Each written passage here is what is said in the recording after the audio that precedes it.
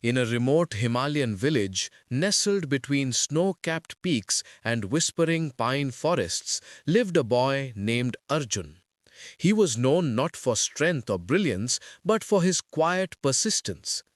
Every morning before dawn, he would rise, tie his worn shoes, and run up the steep trail that led to the ancient temple of Surya, the sun god, perched high above the valley.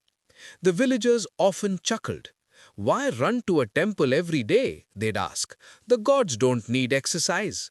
But Arjun wasn't running for the gods. He was running for his father.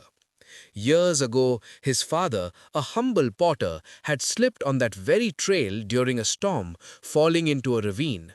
Arjun, only 10 then, had watched helplessly. Since that day, he vowed to conquer the mountain that had taken his father, not with anger, but with reverence. He believed that if he could reach the summit every day, he could one day carry others safely, just as his father once did.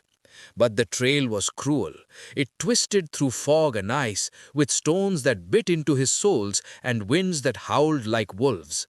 Many mornings Arjun stumbled. Some days he cried. Once he even turned back. But the next day he ran again. Years passed. Arjun grew lean and strong. His legs became like coiled springs, his breath steady as the river. Yet he never boasted. He still bowed at the temple, whispering, "For you, Baba." One winter, a great storm struck the valley. A group of travelers, caught unawares, was stranded near the summit. The villagers panicked. No one dared climb in such weather. The army was days away. But Arjun stepped forward. "I know the trail," he said. "I'll go." They tried to stop him. "You'll die up there." He smiled. "I've died a little every day since Baba fell. This is what I've trained for." Wrapped in wool and courage, Arjun climbed. The snow blinded him. The wind clawed at his skin. His muscles screamed, but he remembered every rock, every bend. He moved like a shadow, silent and sure. At last he found the travelers, frost-bitten, frightened, but alive. One by one he led them down, carrying the weakest on his back.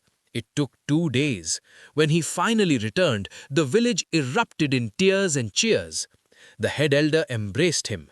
"You've done what no one else could. You've honored your father." Arjun looked up at the mountain, now glowing gold in the morning sun. "I didn't do it alone," he said. "He was with me, every step."